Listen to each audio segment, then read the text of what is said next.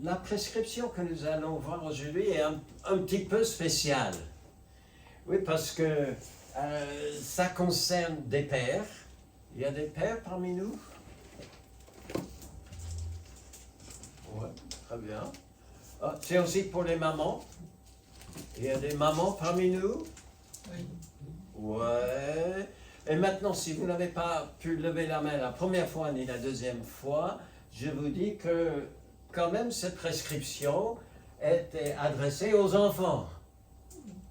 Y a-t-il des enfants parmi nous? Ah ben, écoutez, vous pouvez tous lever la main, hein? Parce qu'on est tous enfants. Peut-être mes parents sont plus de ce monde, hein? Ils sont déjà auprès du Seigneur, mais ben, je suis enfant, c'est le même, hein? Et enfant de Dieu également. Ça, c'est le meilleur, c'est d'être son enfant. Mais cela étant, c'est pour tout le monde, hein, cette prescription. Hein, ça concerne les papas, les mamans, les enfants sont en première ligne aussi. C'est pour toute la famille, alors que vous soyez homme, femme, papa, maman, enfant, qui que nous soyons. Eh bien, Dieu veut nous encourager ce matin dans notre marche avec lui pour que nous sachions comment vivre et connaître sa bénédiction. Alors, vous connaissez cette prescription, hein? Dès que je le mettrai, vous le connaîtrez. D'ailleurs, Jésus la cite d'un texte de l'Ancien Testament parce que la prescription est déjà dans les 10 commandements. Vous allez voir que je cache un petit peu pour ceux qui sont par là. Ah oui, c'est peut-être là aussi. Oui, c'est ça. Vous pouvez tous vous décaler un peu. Il n'y a pas de problème. Alors, Matthieu 15, versets 4 à 6. C'est pas la seule fois qu'il en parle. Hein. C'est dans les 10 commandements. Dieu a dit, honore ton père et ta mère. On le sait, ça. Vous connaissez ce précepte-là. Jésus, il est toujours d'accord. Et par ailleurs, dans les écrits de Moïse, il est dit que celui qui maudira son père ou sa mère sera puni de mort. Ça, peut-être on connaît moins. Mais vous, dit Jésus, à son auditoire à l'époque, mais vous dites, celui qui dira à son père ou à sa mère, ce dont j'aurais pu t'assister est une offrande à Dieu. Eh bien, lui n'est pas tenu à honorer son père ou sa mère. Ils ont inventé une clause d'exclusion, là. Dieu dit, honore ton père et ta mère. Vous dites autre chose qui excuse l'honneur que vous devez à vos parents. Jésus, là, il n'était pas d'accord. Hein? Dieu a dit telle chose, mais vous dites que... Eh oui. Mais quand la Bible dit, quand Dieu le Père dit au départ, quand Jésus le répète, honore ton père et ta mère, qu'est-ce que ça signifie? Honorer quelqu'un. À la base, le mot signifiait de reconnaître la supériorité d'une personne par rapport à soi-même. De le reconnaître. Et alors, c'est de lui accorder de la considération, montrer de l'estime à cette personne. Hein? Il y a une expression qui revient quelquefois dans l'Ancien Testament, c'est de dire que quelqu'un avait du prix aux yeux de quelqu'un d'autre. C'est ce qui est arrivé la première fois que vous avez rencontré votre bien-aimé à un moment donné dans votre vie.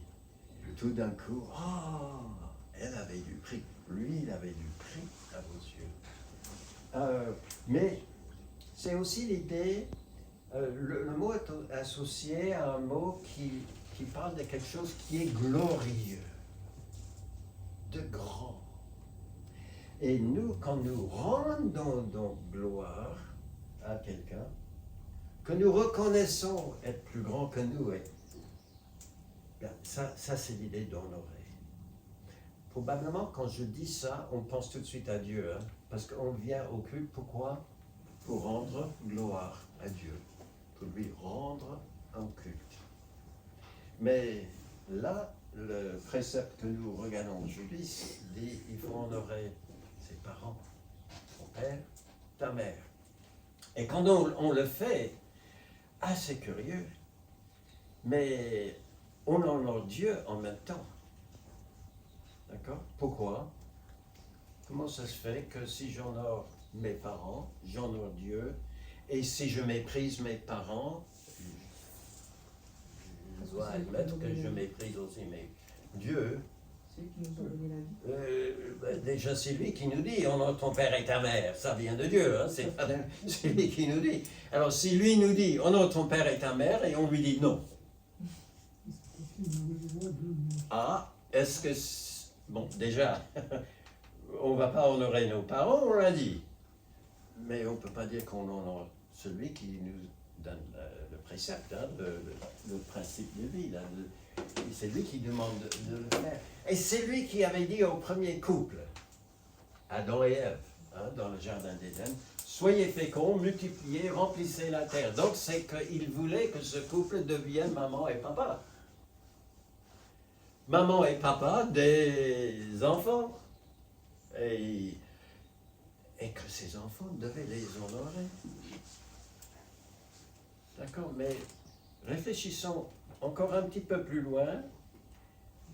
S'il a voulu que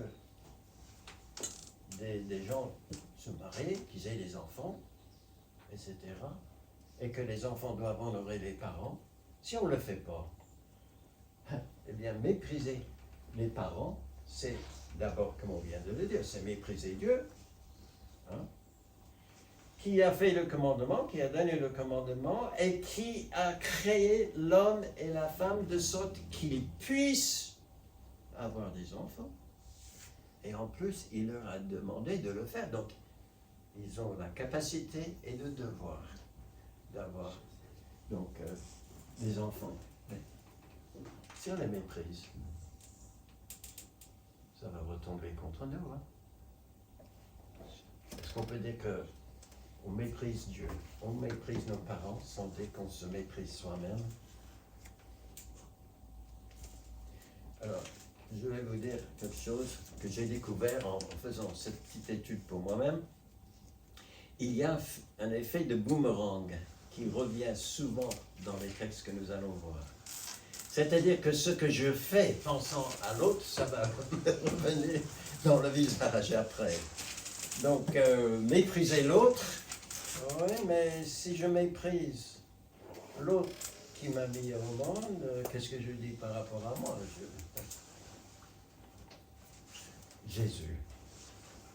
Jésus-Christ, est-ce qu'il honorait ses parents?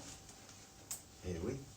Et la toute première fois que nous le voyons après la naissance, c'est quand il avait 12 ans. Toute première fois qu'on le voit dans le récit biblique, hein, il a 12 ans. Il va, comme il était l'habitude, parmi les Juifs croyants, hein, et pratiquants, il devait aller 3 fois par an à Jérusalem au temple, offrir les offrandes, sacrifices. Une de ces fois-là, Jésus, il a maintenant 12 ans. Il descend avec ses parents, et quand les parents rentrent, bon, ils étaient sans doute avec tout un cortège de pèlerins, d'autres pèlerins, hein, qui étaient descendus depuis la Galilée jusqu'à Jérusalem, et quand c'était le moment de rentrer, bon, tout le monde rentrait joyeusement, et c'était les enfants qui couraient à droite et à gauche, les parents qui étaient avec leurs amis, etc. aussi, et les parents n'avaient pas rendu compte que Jésus n'était plus là. Hein. Tout le monde était rentré, mais il est resté derrière. Il est resté au temple.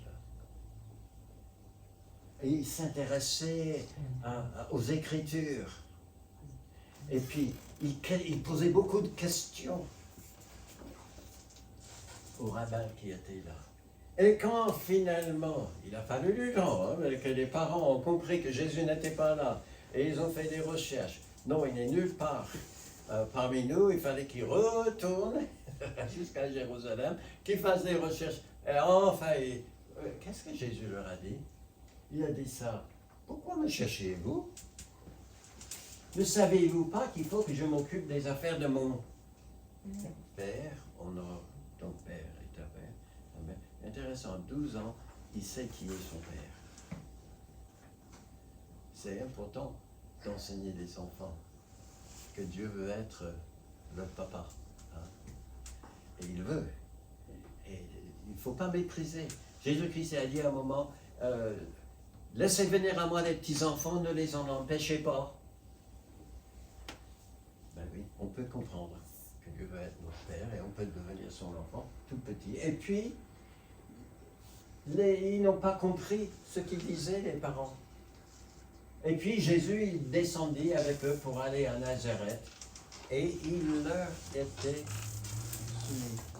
Vous voyez, dans le comportement de Jésus, il reconnaît qu'il a un Père céleste et il a aussi des parents.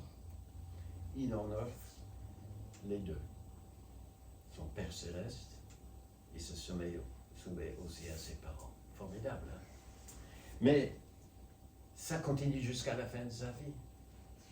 Parmi les dernières choses qui sont sorties de sa bouche avant de mourir sur la croix, il y avait ce qu'il avait dit à son disciple, voilà ta mère. En réalité, c'était sa maman de Marie. Il allait mourir avant elle. Donc, il confie sa maman à ce disciple, et dès ce moment, le disciple l'a pris chez lui. Vous voyez?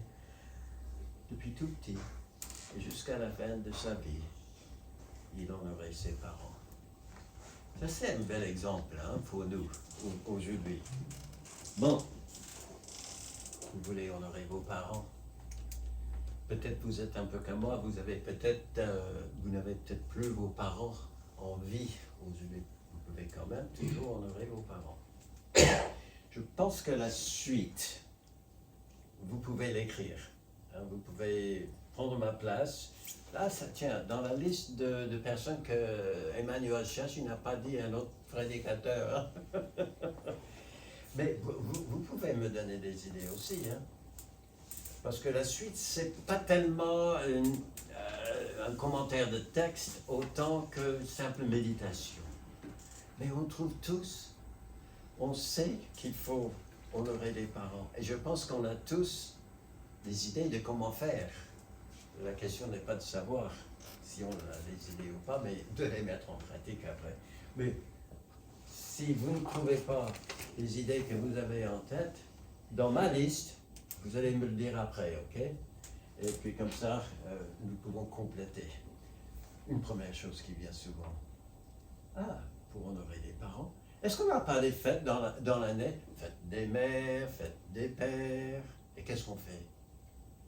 Ben, souvent, on pense à offrir un petit quelque chose hein, à maman pour la fête des mères, à papa pour la fête des pères.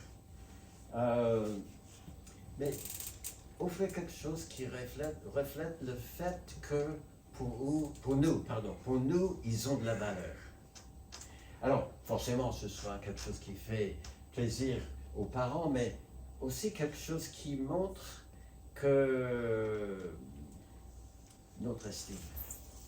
Peut-être par le temps qu'on a mis à le fabriquer. Alors là, j'ai pensé franchement, peut-être il y a quelques-uns qui se souviennent quand vos enfants ou quand les jeunes qui sont parmi nous, vous étiez plus petits, vous étiez, je sais, peut-être à la maternelle même, ou en CP. Et vous savez, vers le mois de mai, il y avait les petits travaux manuels, vous vous souvenez de ça, et puis votre enfant a ramené à la maison son petit dessin, son petit travail manuel, là.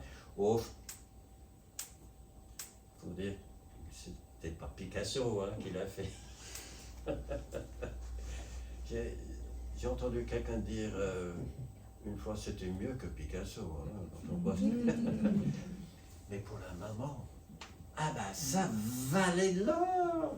Ah vous étiez content. Et le gamin aussi, il était tellement fier de présenter à sa maman ce qu'il avait fait. Il avait mis du temps, du cœur, il avait réfléchi. Ah ben oui. Ben, quand on grandit, peut-être on fait moins des choses hein, nous-mêmes pour offrir comme cadeau, mais on va acheter, on va chercher quelque chose. Oh, ok, c'est selon nos moyens. Pensez à quelque chose que que vous pouvez offrir. Ça c'est quelque chose c'est une manière de dire aux parents, ben, vous comptez pour moi. Alors, ne vous dites pas qu'il faut attendre le bon moment. C'est la fête des pères, c'est la fête des mères, c'est Noël, c'est l'anniversaire. Alors je vais forcément acheter quelque chose. Non. Et il n'y a pas de bon moment. Ou dois-je dire, tout moment est bon, finalement. Pour marquer devant vos parents, ben, je vous aime, vous comptez pour moi. Voilà quelque chose que j'ai pensé pour vous. C'est votre attention, ce que vous allez faire, là, qui fera de ce moment. D'ailleurs, ce sera peut-être plus marquant pour les parents que ce ne soit pas un jour de fête. Hein? Que vous les surprenez quelquefois, et vous lui dites, ah, je sais, c'est pas Noël, c'est pas votre anniversaire, mais j'ai pensé à toi et je voulais absolument t'offrir ça. Hein? Là, c'est honorer les parents. Bon, vous avez déjà pensé à celui-là, on va passer au deuxième. Honorer aussi par les paroles, des cadeaux, des paroles. Mon père, il avait un petit dicton. Bon, il ne connaissait pas le français, c'est moi qui le traduis. Ça revenait à quelque chose comme ceci. Parlez en bien, vous ne dites rien. En plus, ça rime. Ah, on était 8 enfants, et des fois, ça s'est chamaillé, etc. Et puis, on allait vers les parents pour qu'ils règlent nos différends. Un tel a fait ceci. Parlez en bien, vous ne dites rien. Comment est-ce qu'on parle de nos parents en bien? Des fois, dans les foyers, c'est un peu comme ça. Hein? Des murmures, c'est des cris. Ça m'agace des fois quand ça dépasse le foyer et ça va jusque dans les supermarchés. Vous n'avez jamais entendu, vous êtes en train de tranquillement. Et puis, une dame qui a son petit dans le caddie à côté, et crie, etc. Ouais, c'est un peu gênant, mais c'est comme ça des fois. Hein, et disputer, répondre, tout ça, ça n'honore pas les parents. Et ça facilite pas la vie non plus. Hein. Boomerang. Ça vient nous frapper dans la tête. Hein. Mais par contre, être reconnaissant, tout simplement. Reconnaître que, tiens, maman, ou mon épouse, tu vois, a mis du temps à préparer un bon repas. Merci chérie, merci maman pour ça. Papa, il a fait quelque chose pour moi. Eh ben, merci. Être reconnaissant, faire des compliments, simplement dire je t'aime. Est-ce que ça coûte cher? Non. Mais ça aussi, ça peut apporter gros. Quoi d'autre? Ah, c'est bien de donner un cadeau. C'est bien d'être gentil en parole, etc. avec nos parents. Mais s'il n'y a pas obéissance, il faut obéir aussi. Et l'obéissance est une manière également de dire aux parents qu'on les estime. Alors maintenant, ce que je vais mettre, c'est peut-être pas le cas de tout le monde. Je sais qu'il y a des foyers où il y a tension, quelquefois entre enfants et parents, et que le problème n'est pas toujours les enfants. Des fois, c'est les parents qui rendent la vie difficile et inutilement. Bon, on peut remonter génération et on peut dire oui, mais maman et papa, ils ont eu une enfance compliquée aussi, mais bon, ça va jusqu'au jardin d'Éden. Hein? Je suppose que parmi nous, la plupart d'entre nous, nous avons eu des parents qui ont essayé de nous inculquer des bons principes de vie, hein, par leur propre exemple. Ils ont été travailleurs, par exemple, par leur enseignement, et ceci ne fait pas cela, des règles de vie, etc. Ah ben, ça vaut le coup de marquer. C'est déjà honoré, c'est déjà... Vous n'avez même pas besoin de le dire à vos parents. parents, je t'honore. Des grandes paroles comme ça. Juste tout simplement respecter des consignes, obéir aux parents. Et s'il vous arrive, comme ça m'est arrivé quelquefois, que je devais admettre quand j'avais pas obéi, quand non, bon, je me souviens une fois, c'est pas qu'on se chamaillait, mais on jouait. Et moi, je me voyais comme un grand chasseur et j'avais trouvé un bâton. Et ma grande sœur était la proie. Et on courait. Enfin, elle courait surtout. Hein. Et j'ai pris ma lance et bim! Oh! Et puis, entre-temps, mon petit frère, il est venu dans le jeu et il s'est mis entre moi et elle. Et quand elle s'est retournée, elle l'a vu. Lui, elle ne m'a pas vu. Ouais, bon, ça lui faisait mal. Elle est allée se plaindre à maman. Et c'est mon père qui a pris la punition. Et il n'avait rien fait. Mais après, il fallait que j'admette que c'était pas lui. C'était moi. Ça vous est jamais arrivé des trucs comme ça? Oh, probablement pour nous tous. Mais, ouais. Ça, les parents ne vont pas oublier. Hein? C'est à un moment donné, peut-être ils ne savaient pas qui a fait quoi dans telle circonstance. Hein? Mais si le moment arrive que tout honteux, pleurant peut-être, vous retournez vers eux pour dire « Je suis désolé, c'était moi ». Ça, c'est dur. Hein? Ça, c'est dur pour l'enfant. Mais ça compte beaucoup pour les parents. Et je me souviens quelquefois que j'ai dû faire ça, craignant que j'allais recevoir enfin la punition que je méritais. Il n'y avait rien. On m'a pris dans les bras. Ça touchait mes parents de savoir que obéir, c'est une chose. C'est déjà quelquefois compliqué, c'est encore plus compliqué des fois d'admettre je n'ai pas obéi. Et je l'admets. Faut les deux dans l'obéissance. Peut-être vous croyez que quelquefois vos parents sont injustes. Il y en a ici qui peuvent dire, mes parents, ils étaient toujours parfaitement justes dans tout ce qu'ils disaient, dans tout ce qu'ils faisaient dans la famille. Je voudrais vous parler peut-être après. Probablement pour nous, il y a eu au moins une fois, deux fois. Et comme j'ai dit au début, des fois, ça devient presque la vie quotidienne. Les parents ne sont pas toujours justes. En tout cas, on peut le ressentir comme ça. Ils sont injustes. C'est pas droit. Vous n'avez pas le droit. On n'apprécie pas les règles qu'ils imposent.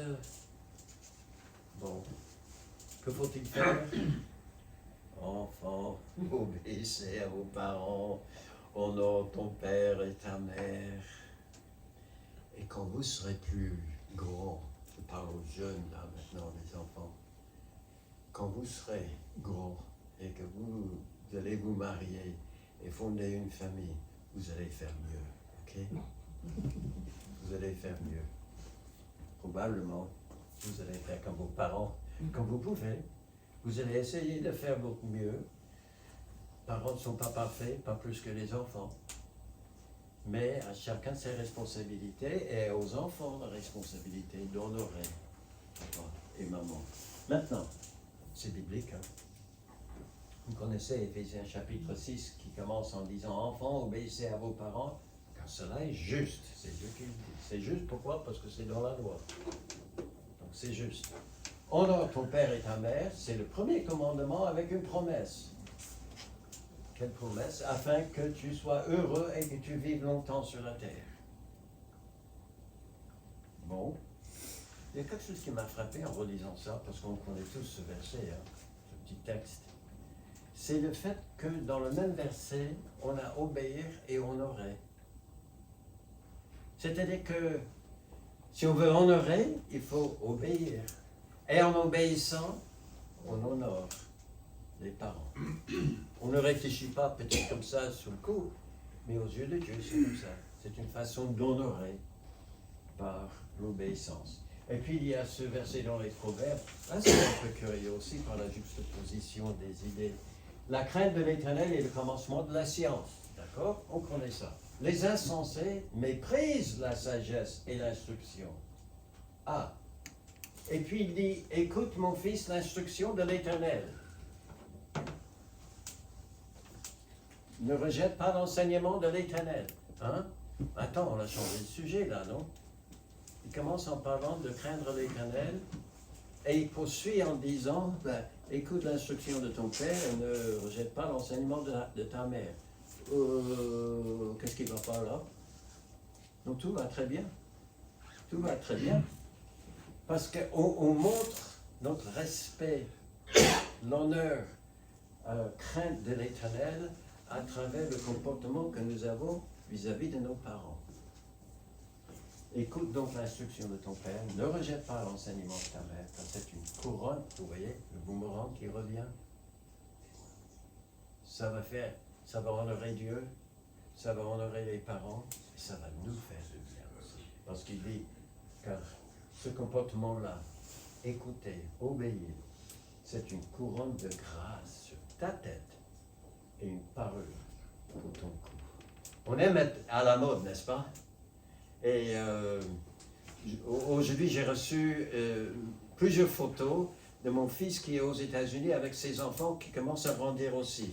La fille aînée est en terminale, deuxième est en premier, et puis l'autre, le troisième, n'est pas loin. Je commence à grandir. Je vois les photos, waouh, ils ont changé. Ben oui, ils étaient bien habillés comme il faut, pour une occasion un peu spéciale dans leur communauté. Et je dis, on aime bien se présenter bien, oui. Mais vous pouvez mettre, je ne sais pas où. Je me suis fait coiffer cette semaine. Et j'ai demandé, on a discuté, j'ai bien papoté avec la coiffeuse. Et j'ai dit, mais il y a plus les mêmes modes pour les coiffures, parce que fut un temps, il fallait avec le rasoir ou quelque chose faire un dessin, éclair sur le côté. Il n'y avait pas ça à un moment donné? Oui, oui. Ah, dis non, on ne fait plus ça. Et elle m'a même donné le nom d'une nouvelle coupe pour les garçons. Tiens, pour les garçons, je n'ai même pas retenu. Je ne sais pas ce que c'est. Mais il faut le suivre. Les gamins qui entrent. Je veux cette coupe-là. Et elle leur demande, mais vous savez ce que c'est cette coupe? Non, mais il faut que je l'aie. Ben oui. Vous pouvez vous mettre la meilleure coupe de cheveux, les meilleurs vêtements que vous voulez. Mais si vous êtes un enfant qui est désobéissant, que vous ne dites que pas de bonnes choses à vos parents, ça n'ira pas, ça n'ira pas. Quand vous vous levez le matin et que vous faites votre toilette, mettez votre parure d'obéissance vis-à-vis de vos parents. Puis quatrièmement, montrez du respect. Ça y est pour votre liste? Vous avez la même liste que moi? Montrez du respect en public. Ce que j'ai fait, tout simplement, j'ai cherché le mot honorer. Honore ton père et ta mère, partout dans la Bible. Et je me demandais, mais qu'est-ce qui est associé à ça? Tiens, ça c'est une idée. Alors l'histoire, j'avais complètement oublié cette histoire dans la Bible, mais c'est une fois où Bathsheba, vous vous souvenez de Bathsheba, une des épouses de David. Oui. Et elle a eu comme enfant Salomon. Voilà. Puis, le jour est arrivé que David est mort et Salomon monte sur le trône. Et un jour, donc Bathsheba va aller voir son fils, qui est maintenant roi, pour parler d'Adonijah. Alors, Adonijah, c'est le grand demi-frère de Salomon. David est aussi le père d'Adonijah, mais par une autre épouse. Bon. C'est son grand frère qui se trouve un peu lésé dans cette affaire-là parce qu'il se dit, c'était moi qui étais l'aîné, hein, et moi je devais régner. Et puis c'est tombé sur Salomon. Alors, bon, finalement, je ne vais pas raconter toute l'histoire, juste pour dire que ce qu'elle va demander n'était pas très sage du tout. Mais elle n'avait pas la sagesse de son fils Salomon. Et qui avait la sagesse de Salomon, hein? On le dit même aujourd'hui, la sagesse de Salomon. Mais malgré tout, elle n'avait ni la sagesse, ni le rang social de son fils. Et regarde comment il traite quand elle arrive. Bathsheba se rendit auprès du roi Salomon pour lui parler en faveur d'Adonijah. Le roi, alors, regardez la succession, se leva. Il est assis. D'ailleurs, nous verrons qu'il est dans la salle du trône. Il n'est pas seul. Il a sans doute d'autres ministres, d'autres conseillers autour de lui. Je ne sais pas qui sont en train de discuter les affaires d'État, sans doute. Hein. Et lui, il arrête tout. Il se lève. Il va à la rencontre de sa maman. Il n'attend pas qu'elle vienne vers lui. Il va vers elle. Il se prosterne devant elle et il s'assoit après sur le fond. Et puis les autres, remarquant tout le respect qu'il montrait pour sa femme, enfin pour sa mère, eh bien ils se sont dépêchés pour placer un siège à côté de lui et elle s'assoit à côté droit. Ça, c'est le côté de grand privilège. Et elle s'assoit. C'est incroyable, là. Hein? Bon, est-ce qu'il y a quelqu'un d'ici qui ne s'est jamais prosterné devant ses parents? Je ne crois pas. C'est une autre époque, c'est une autre culture, etc. Mais est-ce que nous n'avons pas encore aujourd'hui, dans notre société, dans notre culture, des façons de montrer notre respect pour les parents? Hein? Donc, je vais faire encore une petite liste. Vous allez peut-être me dire que ça c'est du passé aussi, hein? Je ne sais pas. Tenez la porte. Hein? On arrive et hop, on se met devant et on ouvre la porte devant la personne. Donner le bras pour aider à marcher. Des fois, les parents, en vieillissant, hein, mon père, les dernières années, bon, à la fin, il ne pouvait même plus marcher du tout. Mais il avait le vertigo, il avait toujours le sentiment qu'il allait tomber. Alors il tenait le bras de quelqu'un, ou il marchait avec une canne, ou avec des ambulateurs, ou quelque chose comme ça. Aider quelqu'un à s'installer à table.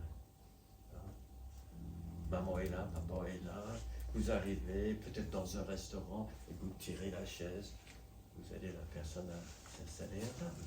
Bon, ça c'est vieillot. Hein?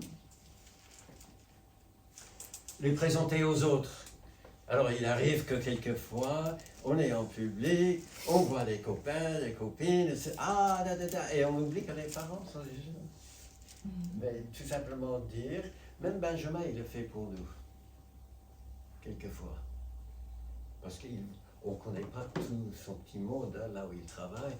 Et des fois, on les rencontre dans les supermarchés ou en ville ou quelque chose comme ça. Et puis, il va sursauter de joie et puis il va dire, là, c'est telle personne. Et si on va vers eux, là, c'est maman, ça, c'est mon père. Hein? Il y a peut-être d'autres choses aussi. Mais je suis sûr que vous pouvez trouver. Hein? Mais on appelle ça quoi? On appelle ça la politesse, n'est-ce pas? Dieu appelle ça honorer. Honorer les parents. Voilà. Cinquièmement, demandez-leur conseil. Des fois. Alors, déjà, c'est ce que Dieu dit par rapport à nous. dans le psaume chapitre 50, Dieu, le Père, hein, il dit ceci, « Et invoque-moi au jour de la détresse, je te délivrerai et tu me... » Ça c'est notre même mot, hein, de la même famille que honorer, « tu me glorifieras. » Et là, c'est associé au fait que quand on a besoin, on ne sait pas quoi faire, ou je ne sais pas, on a besoin de l'aide, on court vers lui, on prie et il nous délivre, il nous aide. Et ça, c'est formidable, on peut faire la même chose avec nos parents. Peut-être nous avons besoin de l'aide pour faire quelque chose de très pratique, mais que nous ne maîtrisons pas. On trouve que c'est un peu difficile. Alors, tout le monde va me faire signe de la tête comme ça. Il n'y a personne qui cuisine mieux que maman. Il y a certains plats. Hein. Actuellement, comme je suis à la retraite, je me mets un peu plus à cuisiner. J'ai toujours aimé ça, petit. Mais je me mets un peu plus à cuisiner. Mais des fois, je dois courir chercher Karine. Hein. Comment tu fais ça? Ah, c'est pas vraiment bien faire. Il y a certaines tartes, hein. C'est pas évident. Ou bien pour nous les garçons, hein, des fois on a quelques réparations à faire à la maison, un bricolage à faire comme ça, et papa faisait ça assez bien, et puis en rien de temps, pop, pop, pop, c'était fait, et moi je ne sais même pas par quel bout commencer. Ah, on peut aller vers eux, on peut demander conseil. Papa, que dois-je faire là? Ça peut être aussi pour une décision importante qu'on a à prendre. Hein? Ça gêne un petit peu aussi. Super. Merci. Je t'aime bien, hein, parce que ici intéresse ma tête. Qu'est-ce que c'est? Pas si grosse pour ça. Demandez leur avis concernant. Oui, vous avez une décision à prendre. J'étais content, un jour, mon fils est venu vers moi, il dit, bah, papa, je pense à acheter une voiture. Il vit à Paris, hein, quasiment, hein, Pantin. Il n'a qu'à traverser le petit canal et il est à Paris. Bon, appartement, il y a tous les transports en commun et compagnie, mais un jour, comme ils ont maintenant 3 enfants, et lui, voyant que la famille grandissait, etc., il se disait, bah, ce serait peut-être pratique d'avoir une voiture. Alors il m'a téléphoné. Papa, qu'est-ce que tu penses? Ah, j'étais content. Je me sentais flatté, valorisé, hein, valorisé, honoré. Voilà, pareil. Bon. Je dis tout ça peut honorer les parents à condition que ce n'est pas seulement au moment où on a besoin d'aide qu'on parle à nos parents. Qu'est-ce qu'il veut encore? Ouais, des fois c'est un peu comme ça. Hein. Non, il faut entretenir, on va parler des paroles avant, il faut entretenir des relations comme ça. Mais c'est vrai que demander conseil est une façon d'honorer les parents. Il faut que je me dépêche, je n'ai que 12 autres derrière. Hein. Non, je plaisante. Non, mais vous pouvez ajouter à la liste. Assister les parents dans leurs besoins. Ah, quand nous étions jeunes, on voyait nos parents, ouais, ça y est, ils s'occupaient de tout. Ils assuraient tout. Et nous, on était à l'aise. Hein, parce qu'on était un peu soutenus par les parents, mais il arrive que dans la vie, c'est pas toujours ça. Et d'ailleurs, c'est à ça que Jésus pensait quand il a dit de prescription, honore ton père et ta mère. Mais vous dites que celui qui dira à son père ou sa mère ce dont j'aurais pu t'assister est une offrande à Dieu, il n'est pas tenu d'honorer son père. Alors là, vous voyez que assister et honorer, là, sont mis ensemble. Hein? On peut honorer les parents par l'assistance que maintenant nous leur apportons. Bon, normalement, c'est quand on grandit un peu. On est un peu plus grand maintenant et un peu plus âgé. Les parents sont peut-être toujours là. Ils ont besoin.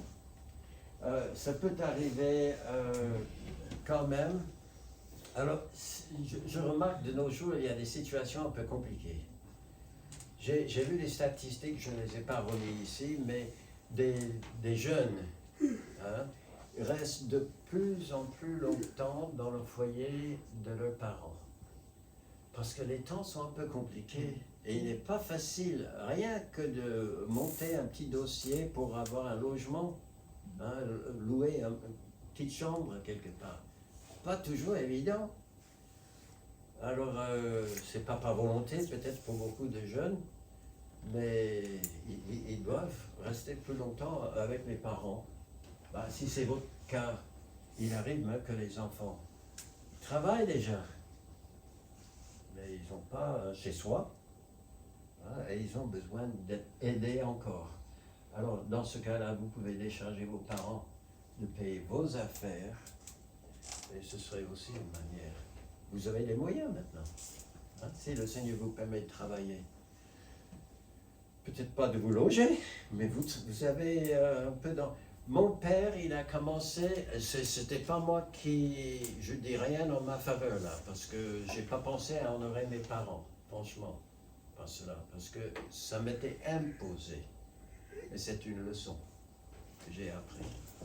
À partir de là, j'ai commencé à travailler vers 14-15 ans, des petits jobs comme ça, parfois que en été, des fois c'était tout au long de l'année. Eh bien, je ne gagnais pas grand-chose. Parmi les premiers emplois que j'ai eus, je touchais une somme énorme, 25 centimes l'heure. Pas grand-chose, 25 centimes. Il me fallait longtemps pour avoir un seul SMIC. Mais bon, mon père, il disait ceci. Alors, le problème, il m'a aidé à ouvrir un compte, mais à la même banque que lui. Nous ne vivions pas à côté de la banque. Mais il passait devant tous les jours en allant au travail, lui. Alors il m'a dit, quand vous serez payé, vous allez me donner votre chèque. Moi, je le mettrai pour toi à la banque. Je vais retirer, qu'est-ce qu'il m'avait dit? 10 $, ça c'est pour toi. Un peu d'argent de poche. 10% pour le culte. Enfin, pour l'église, la dîme. Et puis le reste, non, il y avait une autre chose. Je devais donner, c'était pas tout le temps, mais pendant un certain temps, 10 $ à maman et papa. Pour payer un peu les dépenses de nourriture, etc., au foyer.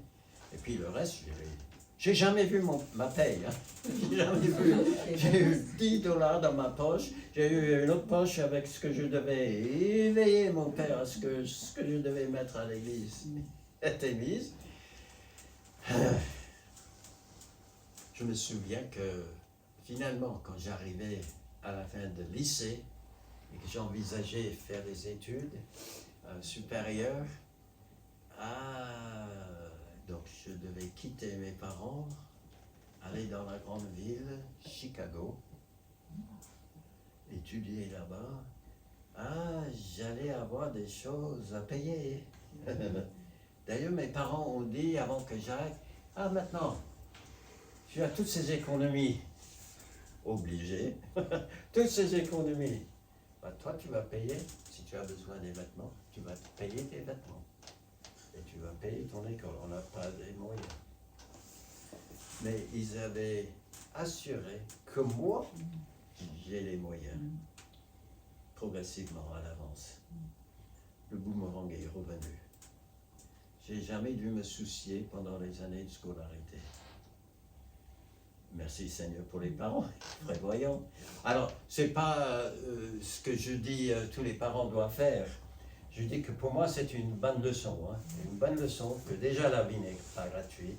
Et quand j'ai les possibilités de s'occuper de mes affaires, même si je dois rester encore à la maison, je dois penser à le faire aussi, d'échanger mes parents.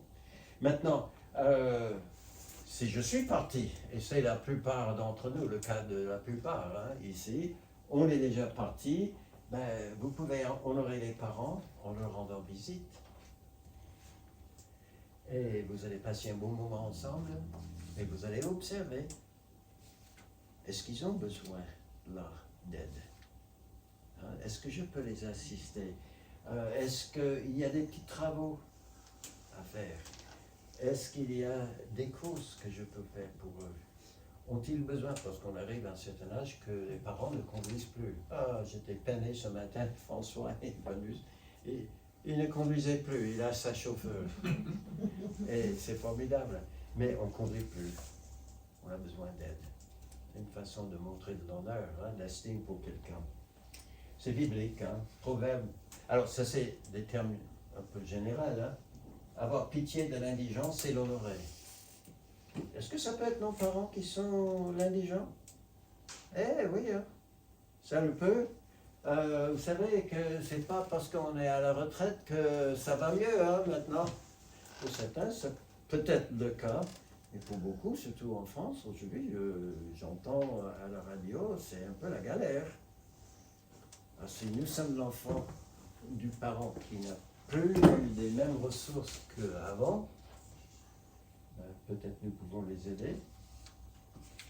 Ils ont des forces diminuées, ils ont des difficultés de santé, etc. Nous pouvons les assister. Philippiens aussi, encore en termes généraux, que chacun de vous, au lieu de considérer ses propres intérêts, considère aussi ceux des autres. Et des autres, c'est pas défini là, mais c'est ceux qui sont dans le besoin.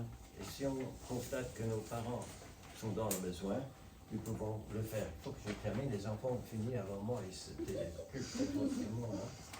Mais vous connaissez surtout ce verset dans 1 Timothée qui dit si quelqu'un n'a pas soin des siens, et principalement de ceux de sa famille, eh bien, il a renié la foi. Il est pire qu'un infidèle. Être un beau chrétien n'est pas simplement celui qui connaît la théologie de A à Z, mais qui vit sa théologie, qui vit selon la parole de Dieu. Donc, on peut être Calvin. Je suppose qu'il était un très bon enfant, tout ça, il honorait ses parents. Mais on peut avoir la tête d'un Calvin, un grand théologien, et si on ne respecte pas les parents, on est pire, dit-il, qu'un infidèle. Dernier, c'est le dernier. 7, c'est le chiffre de la perfection. Donc je m'arrête au 7. Mais vous me donnerez les choses auxquelles vous avez pensé aussi. On peut honorer les parents même à la mort. Je vous mets un tableau ici, qui est un genre de chef-d'œuvre fait par Henri-Joseph de Forestier, qui a voulu immortaliser un petit peu le moment où Jacob meurt. Il venait de bénir ses enfants. Il avait 12 fils, une fille. Benjamin et moi, on a essayé de les compter ce matin. Donc, il y avait une grande famille. Il venait de les bénir. Et puis, lui, la Bible dit, il s'est remis les pieds dans le lit et il a expiré. Et Forestier essaie de penser à ce jour-là. Ce qui est intéressant, c'est que peut-être une semaine avant, juste quelques jours avant, il avait fait appel à Joseph, peut-être celui-là, Joseph qui était devenu le grand gouverneur d'Égypte à l'époque. Et par la foi, il dit, je ne veux pas être enterré ici. Parce qu'il disait, le Dieu de mon père et de mon grand-père, Abraham, avait dit, ce pays-là, Canaan, c'est là votre pays. Et il avait aussi révélé que les descendants d'Abraham allaient passer du temps à l'étranger, donc en Égypte. Ça allait passer 4 siècles, un peu plus, c'est quand même du temps. Mais le jour allait venir, il fallait beaucoup de foi, le jour allait venir qu'il allait les faire sortir de là pour les ramener dans le pays qu'il avait prévu pour eux. Et Jacob a dit, en quelque sorte, à son fils Joseph, je ne veux pas être laissé derrière. Là-bas, c'est mon pays. Donc, je mourrai. Jure-moi. Il a fait jurer à son fils. Parce qu'il dit, tu ne m'enterres pas ici. Joseph, il a dit, d'accord papa, tu veux pas, on ne le fera pas. Non, mais jure-le-moi. Il a fait jurer son fils. Hein, et son fils, il a dit, je vous jure, on ne va pas vous enterrer ici. Alors, quand le jour est arrivé, la Bible dit que c'est ainsi que les fils de Jacob exécutèrent les ordres de leur père. Ils ont fait pareil. Il y avait une énorme cortège. Il a fallu du temps pour embaumer sa dépouille et puis mettre dans un cercueil. Et ils ont fait, sans doute avec plusieurs haltes, où ils ont lamenté, etc., jusqu'en Canaan pour retrouver le caveau, la caverne de Macpéla. Vous vous souvenez de cet endroit-là? Abraham l'avait acheté à la mort de Sarah, son épouse, afin d'avoir un endroit pour l'enterrer. Il possédait rien, Abraham. Mais il avait un lieu d'enterrement. Et quand lui-même il est mort, Isaac, Ismaël est même revenu, ils ont enterré Isaac, le papa Jacob, au même endroit. Et c'est là où aussi, avant lui, Jacob, il avait enterré sa première femme, Léa. Et puis c'est là que les fils l'ont enterré lui. Ça dit toute l'estime. Ça devait être un voyage super coûteux en temps, en énergie, en émotion, etc. Et ils l'ont fait parce que c'est papa. Et on voulait l'honorer. C'est ce qu'ils ont fait. Hein. C'est tout à leur honneur. Ça revient à eux. Ce qu'ils ont fait. C'est vrai, on ne choisit pas nos enfants, nos parents. Hein. Attends. Est-ce possible de choisir ses parents? En tout cas, il y en a un que nous pouvons choisir. Voilà ce qui est dit par rapport à Jésus. C'est le elle. Pourquoi elle? Parce qu'il est présenté dans les versets précédents comme étant la lumière qui est venue dans le monde, la parole vivante de Dieu. Donc elle est venue chez les siens, les Juifs. Les siens ne l'ont point reçu. Mais à tous ceux qui l'ont reçu, il y avait quelques exceptions, les disciples par exemple, à ceux qui l'ont reçu, à ceux qui croient en son nom, elle, Jésus, leur a donné le pouvoir de devenir quoi? Enfants de Dieu. Il fallait qu'ils fassent le choix. Je crois en lui.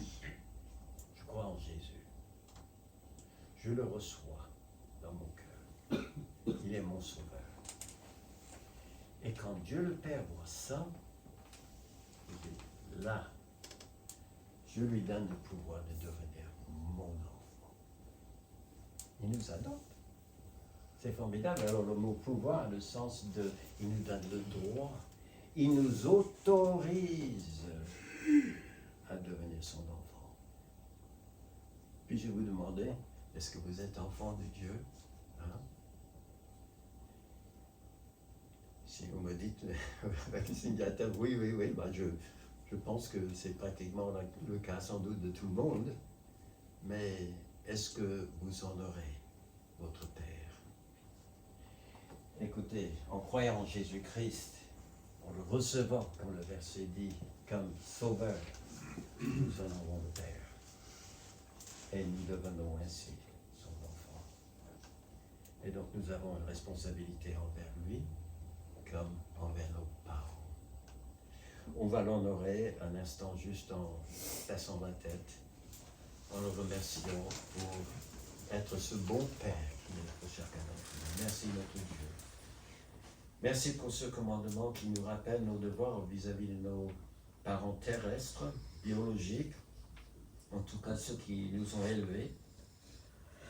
Mais merci aussi parce que tu as voulu être notre Père. Nous n'étions pas dignes, nous n'avions pas le droit, nous étions pécheurs, condamnés.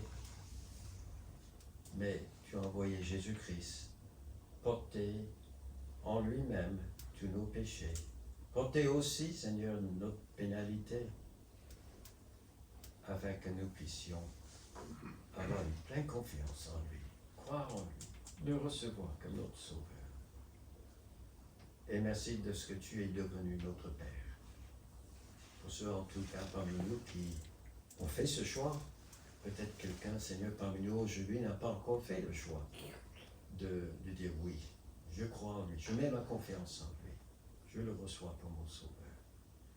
Qu'aujourd'hui, Seigneur, soit jour de salut pour celui-là ou celle-là, au nom de Jésus-Christ. Amen. Amen.